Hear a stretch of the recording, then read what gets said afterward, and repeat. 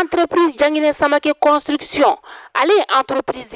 entreprise mini analendo malien de uni tungarange ulafiyali kama sojoko la e maa min be no I ka dugukolo b'i bolo I b'a fɛ k'a jɔ ka sɔrɔ I ma tɔɔrɔ I ma degun ni ka a sɔrɔ a la I jigi kɛ entreprise DSC Construction ale a bɛ nimisi wasa ni ka o di ma dugukolo b'i bolo a plan bɔcogo o t'i kɔnɔ entreprise Jangine Samake Construction bɛ so plan ni ka olu bɔ BTP u b'o kɛ o bɛ topographie ni ka o fɛnɛ kɛ o t'a bannen dɛ e maa min bɛ yen nɔ ko so jɔlen bannen b'i bolo luwansew de b'a kɔnɔna la I tɛ fɛ I ni luwansew ka se ɲɔgɔn ma so sarako la o tuma la entreprise Jangine Samake Construction bɛ taa I ka so luwansew minɛ ni ka n'a d'i ma fo I sigiyɔrɔ la ka sɔrɔ I ma gɛlɛya ni ka o sɔrɔ a la aw maa minnu fɛnɛ bɛ yen nɔ aw bɛ fɛ k'aw ka so k'a jɔ ka kɛ villa simple ye k'a kɛ étage duplex ye ka plan ɲɛnamaba bɔ a la entreprise Jangine Samake Construction u nalen don o bɛɛ lajɛlen kama o tuma la sa aw bɛ ka mun de kɔnɔ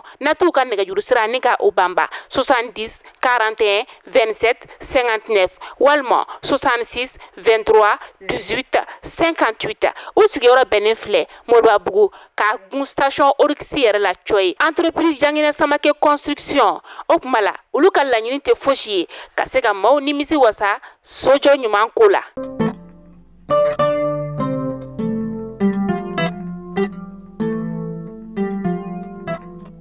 Biye tɛnɛ juin kalo tile 10 san 2024 aw minnu b'an filɛ sanga n'a ka wagati an ka balolɔ sira kelen na bɛɛ lajɛlen kan Mali kɔnɔ yan ka taa se Mali kɔkan ma an bɛ aw bɛɛ lajɛlen fo aw ka wagati o cogoya la kunnafoni min nabaw sigi k'a makɔnɔ tɛnɛ fo ka taga se juma ma ni y'o waati selen ye ka foli belebeleba ta ni k'a di an filɛbagajɛkulu bɛɛ lajɛlen ma minnu sigilen bɛ France Amérique Espagne Tunisie Maroc o n'a ɲɔgɔnna bɛɛ lajɛlen Afrique jamana bɛɛ lajɛlen kɔnɔna la foli belebeleba an b'o di aw ma kunnafoni ale waati sera a y'aw bisimila.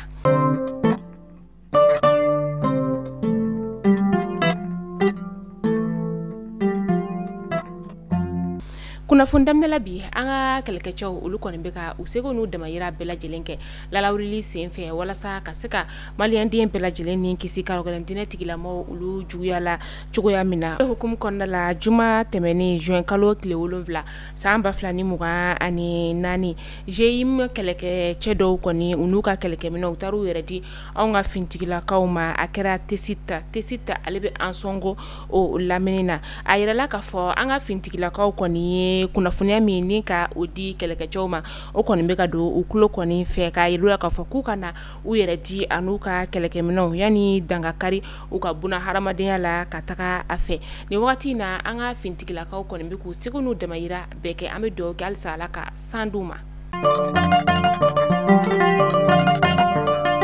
Dɔgɔkun kelen o de bɛ ani seliba seli ale cɛ ni wagati na saga kɔni ale sɔngɔ gɛlɛyalen don kosɛbɛ jamana fantan naani bɛɛ lajɛlen fɛ an ka sifinakaw faaba kɔnɔna la olu kɔni kelen don ka u wasa don saga feerew olu la walasa u bɛ se ka u ka seli musakaw ni ka olu sɔrɔ cogoya min na olu yɛrɛ y'a yira k'a fɔ ni o ye sifinakaw ye ko ni wagati na maa yɛrɛ kɔni tɛ ka na saga yɛrɛ kɔni ni ka o ɲininkali kɛ k'a sababuya kɛ saga ale da gɛlɛyali o fɛ dɔgɔkun tɛmɛnen na 15 bukaw fɛ yen nɔ saga kɔni I b'ale ye fan bɛɛ lajɛlen o kɔni fɛ nka o n'a ta bɛɛ saga ale tɛ ka se k'a san saga feerelaw olu y'a yira k'a fɔ ko bagan dumuni yɛrɛ kɔni ale da gɛlɛlen don kosɛbɛ olu bɛ se ka sɛfɛ wari 5000 ni ka o de don saga ninnu olu ka balo la o de la sa ko minnu bɛ fɛ ka taga saga san u ka taa saga ninnu san teliya la walasa olu fana bɛ se ka lafiya cogoya min na.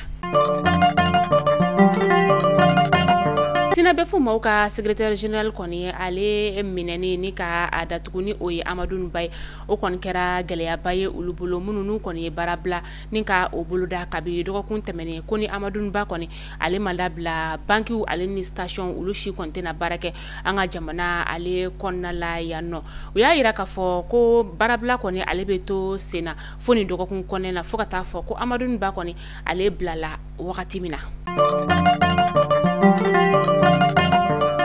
dɔgɔkun tɛmɛnen na yanni hiji baaraw kɔni ulu ka daminɛ hijiden maa ba 300 de bɛ yen nɔ minnu lulu kɔni gɛnna ka bɔ Arabi Saoudite jamana o kɔnɔna la ka sababuya kɛ bugunatigɛ sɛbɛn jɔnjɔn kɔni tun tɛ ulu bolo min b'a yira k'a fɔ ko u yamarualen don ni ka hiji ka o kɛ Arabi Saoudite jamana o kɔnɔna la. Arabi Saoudite lakana tigilamaw ulu kɔni ye kunnafoniya ni ka a cari ko n'i y'a ye kɔni u bɛ ka sɛgɛsɛgɛliw ni ka olu bun kosɛbɛ ka sababuya kɛ fɛn min ye san 2015 ye waleya jugu min kɔni ni ale kɛra Arabi Saoudite jamana o kɔnɔna la min ni maaw kɔni ye ɲɔgɔn digidigi kosɛbɛ fo maa 2300 bɔɲɔngo olu kɔni ni tora a la u tɛ fɛ o ɲɔgɔnna wɛrɛ kɔni ka kɛ u ka jamana o kɔnɔna la.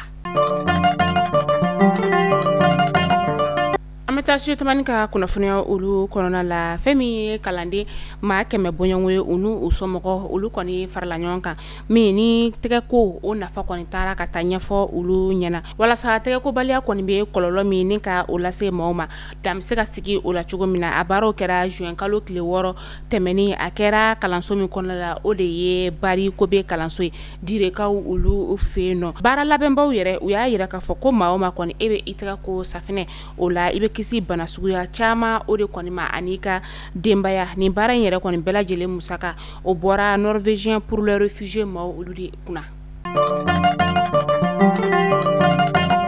Kotoba ale bɛ ba ye sigida la ba ye ale bɛ Kaɲɛba o lamini na ni wagati in na Sekotoba dugulamaw olu y'a yira k'a fɔ ko jiko gɛlɛyaba o kɔni bɛ olu kan an bɛ wagati min na i n'a fɔ sisan nɔ dugu mun bɛ bɛɛ ko pɔmpe kelen de kɔni bɛ a dugu o kɔnɔna la pɔmpe min ni dugulama bɛɛ kɔni bɛ taga ji ni ka o bɔ a la ni dugu jɛra ka ban nka an bɛ wagati min na i n'a fɔ sisan nɔ o pɔmpe kelen kɔni fɛnɛ o tiɲɛna u bolo dilancogo kɔni fɛnɛ ma sɔrɔ a la u ka kɔlɔn kɔni olu bɛɛ lajɛlen kɔni jalen Sekotoba musolakaw olu kɔni mana wuli sɔgɔmada fɛ u n'u ka denmisɛnninw ka taa ji na fo su araba konjo a dɔw yɛrɛ kɔni tɛ ji sɔrɔ o kɛlen bɛ gɛlɛyaba ye u bolo ka tila ka fara gɛlɛya kan tuguni sirako fɛnɛ bɛ Sekotoba maaw olu la ni wagati o la sira tɛ u bolo ka fara jiko gɛlɛya o fɛnɛ kan u y'a laɲini jamana marabagaw fɛ ko ka dɛmɛ d'u ma walasa u bɛ se ka bɔ jiko gɛlɛya ale kɔnɔna la cogoya min na.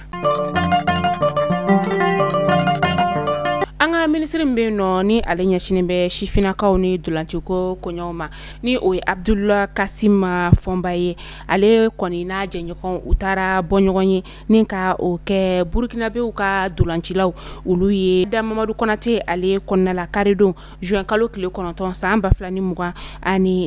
bɔɲɔgɔn ye laɲini o ye fɛn min sa o de ye ka taa foli kɛ dolancilaw olu ye ka tila k'a yira k'a fɔ ko an ka jamana marabagaw olu kɔni ka dɛmɛ bɛ u yɔrɔ o la u ka dolanci min ni a bɛna kɛ anw ka jamana o kɔnɔna la yan nɔ min ni a kan kɛ bi juin kalo tile 10 san 2024 26 mars ale kɔnɔna la yan nɔ. An bɛ taa kokan kibaru la an bɛ taa Niger jamana ale kɔnɔna la Niger ni États-Unis kaw olu ka kumaɲɔgɔnya sira olu bɛ ka bɔ a fɛ min ni u ye fɔ ka bɛnkɛ mai kalo tile 19 san 2024 k'a yira k'a fɔ ko u ka kɛlɛkɛcɛ min kɔni bɛ Niger jamana ale kɔnɔna la olu kɔni ye bɔli ni ka o daminɛ kɛlɛkɛcɛ maa 260 bɔɲɔngo olu kɔni bɔra Nigerianw ka jamana o kɔnɔna la k'a ladɔnniya k'a fɔ ko Américainw ka kɛlɛkɛcɛ 946 o de bɛ Nigerianw ka jamana o kɔnɔna la k'u bɛɛ lajɛlen kɔni bɛna bɔ dɔɔni dɔɔni. Fana ye maa bayirika caman olu de kɔni bɔra sibiri tɛmɛnen akarakaw olu fɛ yen nɔ akara o y'u ka faba kɔnɔna o ye ka bɔ ka u ka nisɔngoya kɔni o yira ka sababu kɛ kurantigɛ banbali min ni o bɛ u ka jamana o kɔnɔna la cakɛyɔrɔ minnu kɔni bɛ yen nɔ olu y'a yira k'a fɔ olu yɛrɛ kɔni tɛ ka se ka baara ka o kɛ kurantanya ale fɛ sannikɛlaw tɛ ka na feerekɛlaw olu tɛ ka se ka taa feerew olu la o kɔni kɛlen bɛ gɛlɛyaba ye olu bolo kɛrɛnkɛrɛnnenya sa minnu ka baara yɛrɛ kɔni tɛ taa kuran kɔ olu bɛɛ lajɛlen ka baara o jɔlen don. Faransi jamana ɲɛmaa ni o ye Emmanuel Macron ye ale kɔni ye a ka wasabulon ni ka filenkolonci k'a da kolonci kunu sɔrɔ ka sababuya kɛ ko fɛn min ye européen de l'extrême droite française olu kɔni ye san sɔrɔ ale kan a ye kunnafoniya ni ka a di a ka jabaraso o la k'a yira k'a fɔ ko wasaden kalafili kɔni o bɛna kɛ juin kalo tile 30 natɔ a tako fɔlɔ tako filanan o bɛna kɛ juillet kalo tile 7 san 2024 Mali kunnafoni jabaran na jabaw aw kulo garzega kɛra ni kunnafoni damadama de bi tɛnɛndoya na ni k'a da kelen la bɛɛ lajɛlen kulo kan n'ala man ka jɔnya jɔna aw ni an bɛ ɲɔgɔn sɔrɔ don nataw la kunnafoni kuraw olu kɛnɛ kan aw k'an bɛn diɲɛ waati wɛrɛ